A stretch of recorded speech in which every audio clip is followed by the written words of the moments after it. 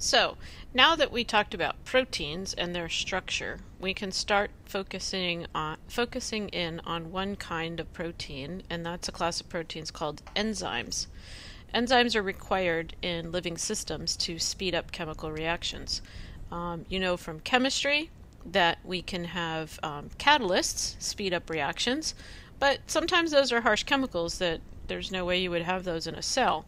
So a biological catalyst is called an enzyme, and it basically will allow a reaction to occur faster, but it cannot make a reaction occur that normally wouldn't occur. So now we're talking about those spontaneous reactions where delta G is less than 0, but maybe it needs a little help to get there. So we're going to focus in on enzymes, but as I mentioned the other day with RNA, there are some RNA molecules that can act as enzymes as well. They get a fancy name called ribozymes. We won't deal with them in this chapter, though. So remember, sometimes there's a activation energy barrier when the reactants are actually quite stable. If they could get over that barrier, they would become the products, lead to the products, and the delta G would be negative. There's this intermediate transition state where those reactants become unstable, where if the reactants can reach that position, they will then go down to products. So this is called the activation energy barrier. It's the place where energy or something has to be put into the system to overcome that barrier. Whoops. Didn't want to do that. Sorry. So again, they've got their little ball rolling down a hill analogy. In this case, the ball's stuck in the little pit, can't get over that hump to get down to the bottom. If it could get brought up there, the vibration look of this is really good because sometimes simply heating a substance will get it to that transition state where it's less stable, and then the reaction will take place and it'll go ahead and fall down to the products and release energy. I did it again. Sorry, I'm hitting the enter button. So enzymes are the way to lower the activation energy. They basically somehow make the reactants more likely to react. And we'll talk about the ways that enzymes can do that in a minute. For example, we talked about sucrose, which is a dimer of glucose and fructose. If it's in solution, it'll separate in about 15 days. If it's in the dry crystalline form, years. Takes forever. If you add the enzyme sucrase to it, that same reaction to split the glucose and the fructose will happen in 1 second. It happens really fast. And this is the energy diagram to show that. So a reactant still start in the same place. The uncatalyzed reaction has a very high activation energy to overcome. And then if you have an enzyme in the system, that activation energy barrier is a little bit lower. It just makes it easier to happen. So things to remember about enzymes. So they're proteins and they have a very specific shape. We just went through the 4 levels of protein structure. Each enzyme has a very specific shape dictated by its sequence. And usually it can only catalyze one chemical reaction.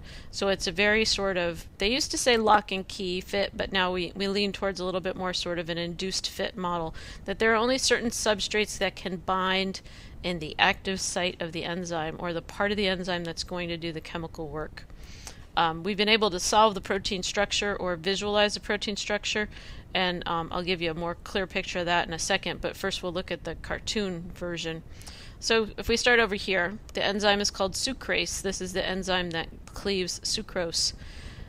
In the same way that OSE was the ending on sugars, you can always identify an enzyme by the ending ASE. And we're going to see that come up over the next couple months quite a bit. So the enzyme sucrase has a binding site or an active site for sucrose.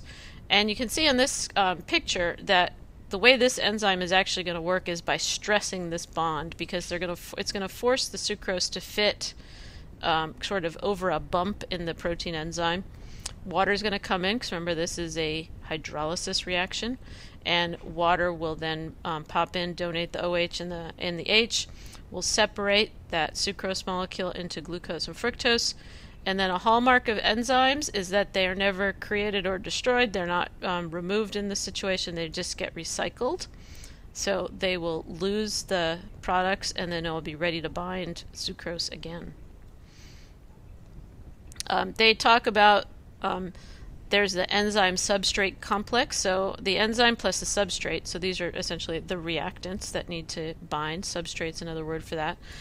They make a transition state where they are actually complexed. There might be some bonding going on. Sometimes there's hydrogen bonding. There might be some charges attracting or a temporary covalent bond. So there's a little bit of chemistry going on. And then it'll release those products, and then the enzyme is not changed. It goes back to its regular form.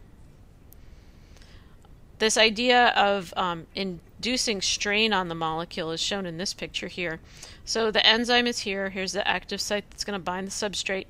And what they're suggesting in this picture is that when the substrate binds, it sort of gets strained a little bit, so maybe it's easier for that bond to break. You can also think of it that this pocket has a special chemistry there, which might be attracting some of the parts of that substrate to make it kind of get pulled over more, and it'll release the bonds. Sometimes our groups actually get directly involved and bonded in the reaction, and sometimes we bring two things together. Maybe you're going to be building something, so you're actually putting two of the pieces close enough together so that a bond could form between them. So there's just some of the mechanisms that enzymes use to actually speed up reactions. Again, they bring up this idea of induced fit.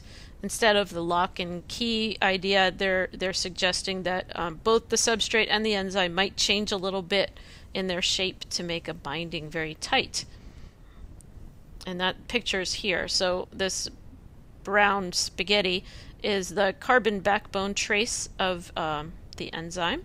It has a very distinct shape. We got kind of this curve, and then there's a pocket here. So you can imagine there's R groups hanging off into here that might like to attract that substrate to bind in there. So the little yellow glob and the green glob are the two parts that are going to come in here and bind in the active site. And you can see that the protein kind of snugged in on it. It kind of closed up a little bit to make those fit really nice and then have the reaction take place.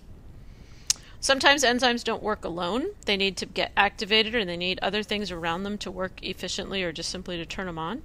And they're going to talk about 3 different groups in this section. One are cofactors. That's reserved for inorganic ions, so your potassiums and maybe calciums or something like that. Coenzymes are basically chemical molecules that are not proteins, but they kind of behave like an enzyme. But the thing is that they're not a protein.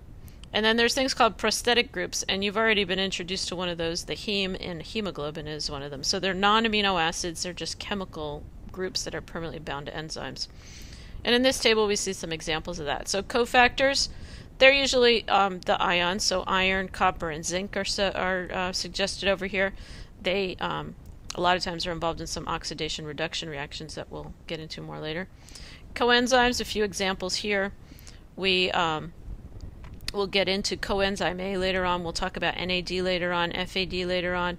These are basically organic ring molecules that help maybe deliver parts of compounds around, and then they get recycled, so they don't get used up. That's why they're considered a coenzyme.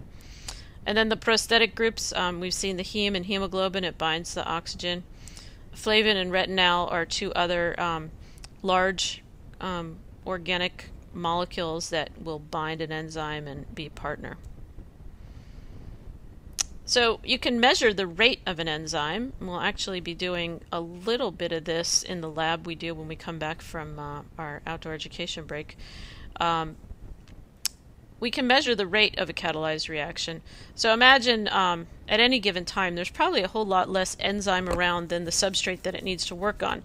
So pretty quickly the enzyme will become saturated, so it will be handling as many of those reactants as it possibly can. You can think of it sort of as a machine that's cranking through and binding something, having the reaction take place, releasing it, and then going back and binding it again. So for as long as there's substrate around, the enzyme is cranking through, and it's said to be saturated. So saturation is when all enzyme molecules have a substrate molecule bound and they are just working away. Here's some interesting diagrams, and we will actually test this in our lab as well.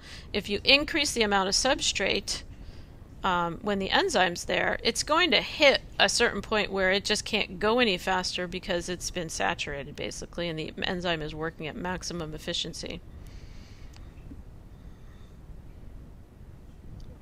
you can figure out the turnover or the rate from there, and we'll do some of that in that lab. The amazing part is how fast they can actually move. It's 1 to 40 million molecules per second. So this is the nanoscale idea, that things are happening on a very fast molecular pace. And I think we will stop here and deal with regulation of enzymes in the next talk.